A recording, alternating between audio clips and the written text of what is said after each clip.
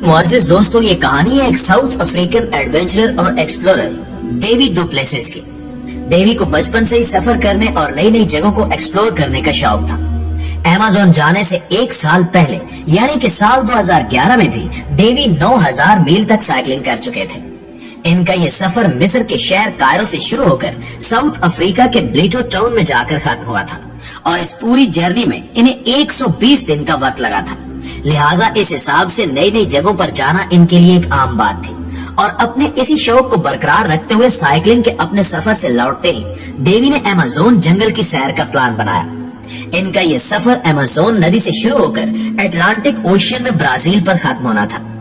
इस सफर में इन्हें करीब 5 महीने का वक्त लगने वाला था और इस सफर पर डेवी अकेले ही बिना किसी सपोर्ट के निकलने वाले थे।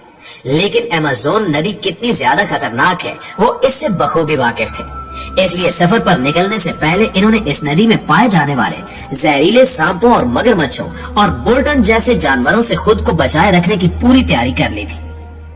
नाज़रीन, 1 जुलाई 2012 को डेवी ने अमेज़न नदी के अपने सफर की शुरुआत की। हर रोज वो 10 से 12 घंटे तक अपनी छोटी बोट को लगातार चलाते रहते थे। रात होने पर या तो वो बोट में ही सो जाते या फिर जंगल में अपना कैंप लगाकर वहाँ रेस्ट करते और सुबह होते ही फिर से सफर पर निकल पड़ते। डेवी को अपने सफर पर निकले अब करीब 2 महीने का वक्त हो चुका था और इस दौरान इनका सामना अमेज़न नदी और जंगल के कई तरह के खतरनाक जानवरों से भी हुआ। लेकिन बावजूद इसके अभी तक इनका ये सफर काफी शानदार चल रहा था। लेकिन सफर के 56वें दिन जब वो अपनी कश्ती को आगे बढ़ा रहे थे, तभी एक दूसरी बोट उनके आगे से तेजी से निकल कर गई, जिसमें 2 आदमी सवार थे। लेकिन कुछ ही दूर जाने के बाद ये बोट उनकी आंखों से ओझल हो गई। देवी अभी उस बोट के गायब होने के बारे में सोच ही रहे थे कि अचानक उनकी कमर से एक तेज रफ्तार और कोई नोकीली चीज आकर टकराई। इन्हें ऐसा लगा जैसे इनकी पीठ में तेज रफ्तार छुरा घोंप दिया गया हो, लेकिन ये कोई छुरा नहीं बल्कि एक तीर था जो सीधा उनकी रीढ़ की हड्डी में पेवस्त हो चुका था, जिसकी वजह से उनके जिस्म के ऊपरी हिस्से ने काम करना बंद कर दिया था और तीर लगने के साथ ही वो सीधा बोट से नदी के पानी में आ गिरे। इस दौरान देवी तैरने के लिए अपने हाथ पांव हिलाने की कोशिश तो कर रहे थे, लेकिन जिस्म का ऊपरी हिस्सा पैरालाइज हो जाने की वजह से वो अपने हाथों को हिला तक भी नहीं पा रहे थे। जिस्म के काम न कर पाने की वजह से वो सीधा नदी की सतह से जा टकराए। सतह से टकराने के साथ ही उनकी बॉडी में थोड़ी हलचल हुई और वो अपनी टांगों को झटका देकर पानी में नीचे से ऊपर आने लगे। ऊपर आते ही उन्होंने अपना सर पानी से बाहर निकाल कर चारों तरफ देखा, लेकिन उन्हें वहाँ कोई भी नजर न आया सिवाय पानी में तैरती हुई अपनी छोटी सी बोट के, जो कि देवी के पानी में गिरने के साथ ही उलट चुकी थी। अपनी बोट को देखते ही देवी जैसे तैसे करके उसकी तरफ बढ़े, लेकिन अभी देवी ने अपनी बोट को छुआ भी नहीं था कि तभी एक और तीर आकर उनके चेहरे के बाएं हिस्से को छूते हुए निकल गया। उस तीर के लगते ही देवी एक बार फिर अपने होश आवाज भूल गए, लेकिन फिर भी हिम्मत दिखाते हुए बड़ी मुश्किल के साथ अपने जिस्म को घसीटते हुए वो नदी के किनारे पर पहुंच गए। अभी देवी नदी के किनारे पर पहुंचे ही थे कि एक तीसरा तीर आकर उनके चेहरे के दाएं हिस्से पर लगा। उस तीर के लगते ही उनके चेहरे में एक सुराख हो गया और उनके जिस्म से काफी ज्यादा खून बहने लग गया और वो जमीन पर गिर गए। देवी को कुछ समझ ही नहीं आ रहा था कि आखिर ये तीर उन पर कहां से चल रहे हैं। देवी ये सोच ही रहे थे कि तभी उन्हें नदी में अपनी तरफ तेज रफ्तार के साथ आती हुई एक बोट दिखाई दी और उस बोट के किनारे पर आते ही उसमें से एक शख्स नीचे उतरा। ये वही शख्स और बोट थी जो अब से कुछ ही देर पहले देवी के सामने से होकर गुजरी थी और फिर कुछ ही देर में गायब हो गई थी। उस शख्स को देखते ही देवी को सारा माजरा समझ आ गया और इन्हें अपनी एक बड़ी गलती का एहसास भी हो गया, जो कि उन्होंने अपने इस सफर के शुरू होने से पहले ही कर दी थी। दरअसल उस नदी में पाए जाने वाले खतरनाक जानवरों से बचने के लिए तो देवी ने पूरी तैयारी कर ली थी, लेकिन इन सब के दरमियान वो खुद पर आने वाले एक खतरे को पूरी तरह से भूल चुके थे और वो खतरा था अमेज़न नदी के खतरनाक आदिवासी लुटेरे। ये लुटेरे अपने सामने आने वाले हर शख्स को मौत की नींद सुनाकर उसका सारा सामान लूट लेते थे।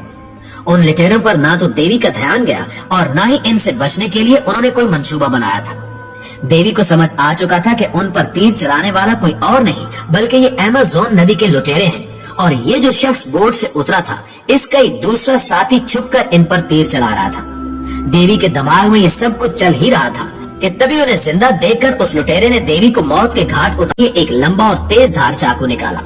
मौत को अपने इतना करीब देखकर अपने आप को जिंदा बचाने के लिए देवी के जिस्म में एक बार फिर से हिम्मत आ गई और वो उठकर भागने लगे।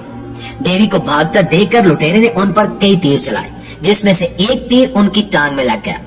चौथा तीर लगने के बावजूद देवी लहूलुहान हो चुके थे और उनके जिस्म में न जाने कहां से हिम्मत और ताकत आती जा रही थी, और बुरी तरह घायल हो जाने के बावजूद भी वो लगातार भागते जा रहे थे और भागते भागते वो कई मील दूर निकल चुके थे।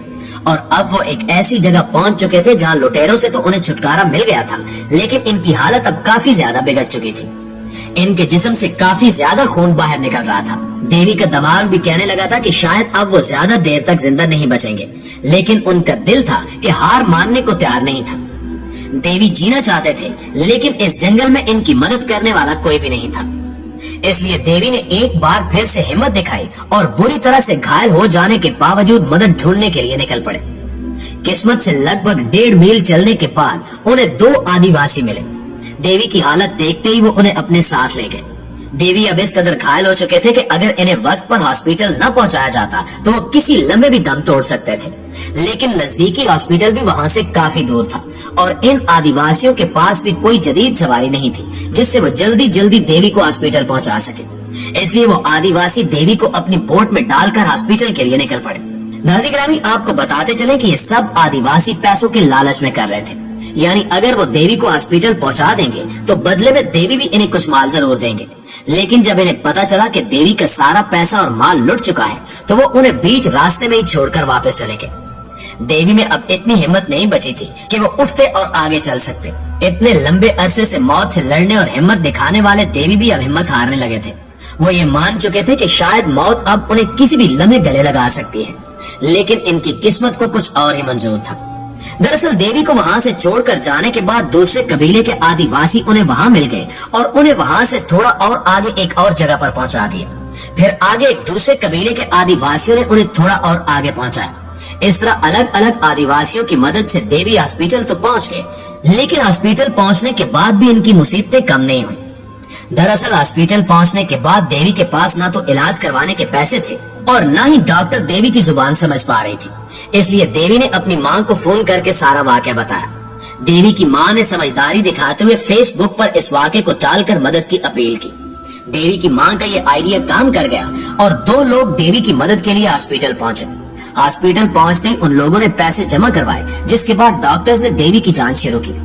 देवी के जख्मों की जांच करने के बाद डॉक्टर्स ने कहा कि इनके पास कोई ऐसी फैसिलिटी नहीं है जिससे वो देवी का ऑपरेशन कर सके, जिसकी वजह से डॉक्टर्स ने देवी को पेयू के एक हॉस्पिटल में रेफर कर दिया। लेकिन अब सबसे बड़ी परेशानी ये थी कि शाम के करीब 6 बज चुके थे और रात के वक्त कोई भी जहाज उड़ान नहीं भरता था।